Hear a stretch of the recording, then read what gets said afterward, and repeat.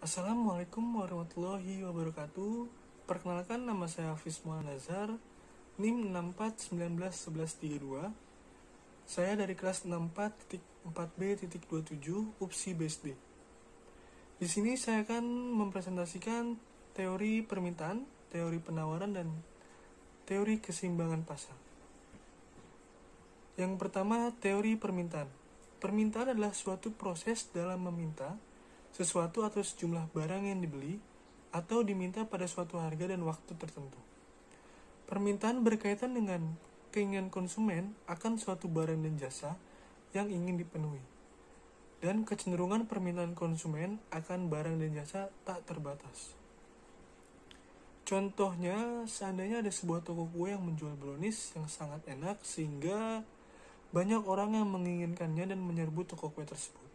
Tetapi tiba-tiba harga kue tersebut naik 2 kali lipat karena si pemilik merasa tetap akan ada yang membeli produknya.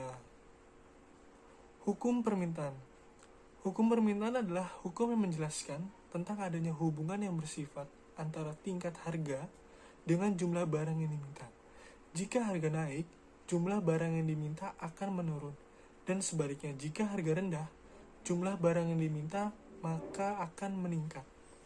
Hukum permintaan tidak bersifat mutlak, namun memiliki sifat mutlak dalam kondisi ceteris paribus atau faktor-faktor lain yang dianggap tetap. Jenis-jenis permintaan. Jenis-jenis permintaan dibagi menjadi 2, yaitu permintaan berdasarkan daya beli konsumen dan permintaan berdasarkan jumlahnya. Permintaan berdasarkan daya beli konsumen dibagi menjadi 3, yaitu yang pertama permintaan efektif, permintaan yang disertai dengan daya beli dan terjadinya transaksi. Yang kedua, permintaan potensial, permintaan yang disertai dengan daya beli namun belum terjadi transaksi. Dan yang ketiga, permintaan absolut, permintaan yang tidak disertai dengan daya beli. Permintaan berdasarkan jumlahnya dibagi menjadi 2, yaitu pertama, permintaan individu terhadap suatu barang atau jasa tertentu. Yang kedua, permintaan pasar, hasil penjumlahan dari permintaan individu terhadap suatu barang atau jasa tertentu pada saat bersamaan.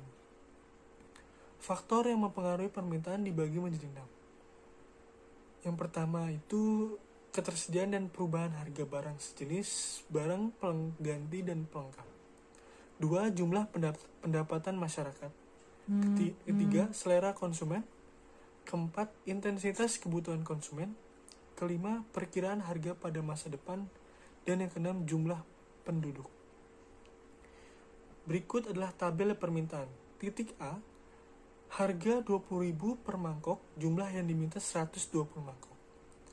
Titik B, harga 18.000 per mangkok, jumlah yang diminta 140 mangkok. Titik C, harga 16.000 per mangkok, jumlah yang diminta 160 mangkok. Titik D, harga 14.000 per mangkok, jumlah yang diminta adalah 180 mangkok. Titik E, jumlah harga per mangkok 12.000, jumlah yang diminta 200 mangkok. Berikut adalah kurva permintaan.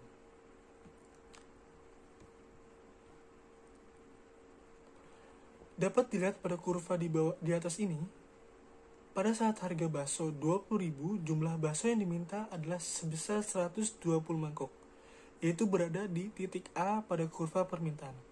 Ketika harganya turun menjadi 18.000, mengakibatkan bertambahnya jumlah bakso yang diminta dari 120 mangkok menjadi 140 mangkok, yaitu berada di titik A pada kurva permintaan bergerak ke kanan yaitu ke titik B, dan seterusnya. Jadi kesimpulannya, yang membuat kurva permintaan bergerak hanyalah harga barang tersebut dan harga barang itu sendiri.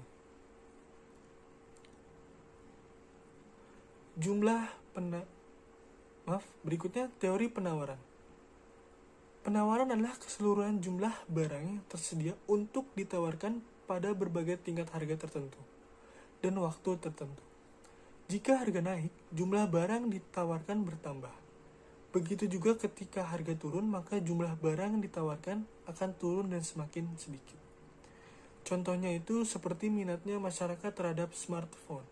sangat tinggi dan harganya juga sangat tinggi, sehingga produsen akan meningkatkan intensitas penawaran supaya mendapatkan omset yang lebih besar. Hukum penawaran. Hukum penawaran menyatakan bahwa harga dan kuantitas yang dipasok secara positif berkolerasi ceteris paribus. Jika harga suatu barang naik, maka kuantitas yang dipasok meningkat. Harga yang lebih tinggi mendorong produsen untuk meningkatkan output demi memperoleh lebih banyak keuntungan. Jenis-jenis penawaran dibagi menjadi dua, yaitu ada penawaran mikro dan penawaran makro. Penawaran mikro adalah penawaran jenis ini, penawaran perorangan di mana produsen menawarkan barang atau jasa kepada konsumen. Sedangkan penawaran makro pada jenis ini lebih memfokuskan pada kondisi pasar secara menyeluruh. Faktor yang mempengaruhi penawaran, yaitu ada harga, ada biaya produksi, ada kondisi alam, ada teknologi, ada kondisi transportasi, ada sumber daya, ada kebijakan pemerintah, ada harga barang terkait, ada periklanan komersial, dan ada musim. Itu adalah faktor yang mempengaruhi penawaran. Bisa kita sini adalah ada tabel penawaran. Titik A, harga 20.000 per mangkok, jumlah yang ditawarkan 200 mangkok. Titik B, harga 18.000 per mangkok, jumlah yang ditawarkan 180. Titik C, harga 16.000 per mangkok, jumlah yang ditawarkan 160. Titik D, harga 14.000, jumlah yang ditawarkan 140 mangkok. Dan titik E, 12.000, jumlah yang ditawarkan 120 mangkok. Ini adalah kurva penawaran. Sebagai contoh, dapat dilihat pada kurva penawaran, pada saat harga bakso 16.000, jumlah bakso yang ditawarkan adalah sebesar 160 mangkok, yaitu berada di titik C pada kurva penawaran. Ketika harga naik menjadi 18.000, mengakibatkan bertambahnya jumlah bakso yang ditawarkan dari 160 menjadi 180 mangkok, yaitu berada di titik C pada kurva permintaan bergerak ke kanan ke titik B, dan seterusnya. Berikutnya, teori keseimbangan pasar. Dalam dunia ekonomi, keseimbangan pasar merupakan kondisi di mana jumlah barang yang diminta sama dengan jumlah barang yang ditawarkan pada tingkat harga tertentu. Tentu proses ini menjadi sangat penting untuk menentukan apakah kurva keseimbangan akan sama atau tidak. Hal ini dapat dihitung menggunakan rumus keseimbangan pasar. Fungsi keseimbangan pasar dalam keseimbangan pasar memiliki dua fungsi utama yang berperan penting dalam pembentukannya, yaitu yang sudah kita bahas sebelumnya adalah satu, fungsi permintaan, suatu persamaan yang menunjukkan adanya suatu hubungan antara jumlah barang yang diminta atau diinginkan oleh setiap konsumen serta faktor-faktor yang mempengaruhinya. Yang kedua, fungsi penawaran, suatu hubungan antara konsumen dengan penjual mengenai harga barang dan jumlah barang yang diingin ditawarkan. Proses terjadinya keseimbangan pasar. Selain fungsi penawaran, ada pun proses dan contoh keseimbangan pasar, yaitu yang pertama, produsen menyediakan barang sesuai permintaan.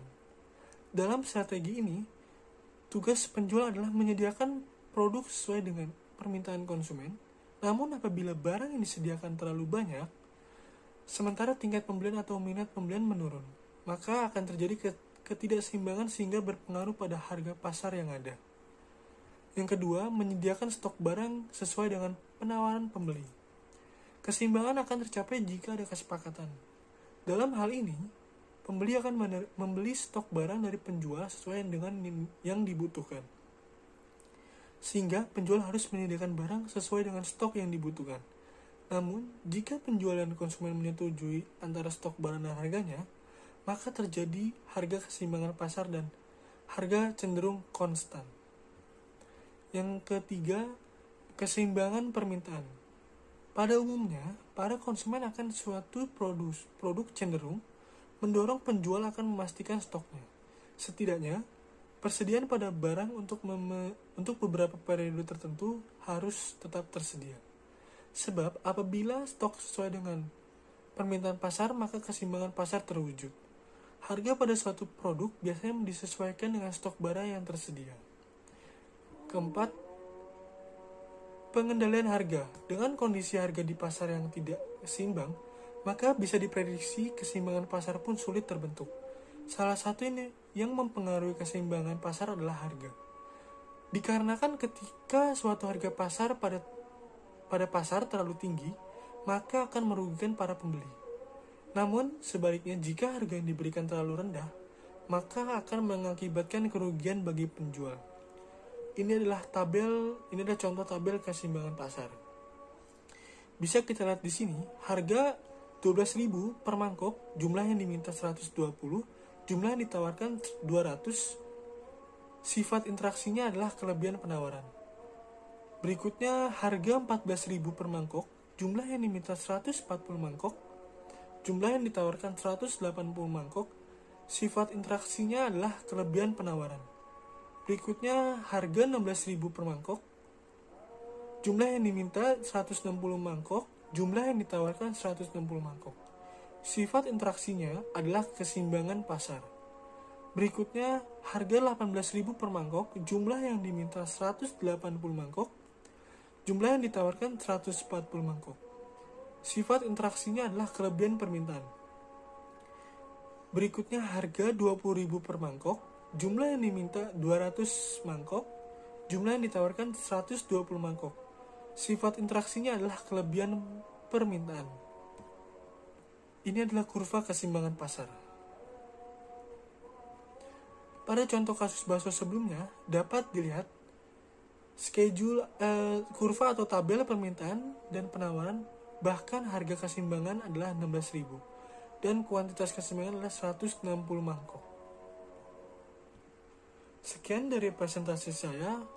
Jika ada salah-salah kata mohon dimaafkan. Sekian dari saya. Wassalamualaikum warahmatullahi wabarakatuh.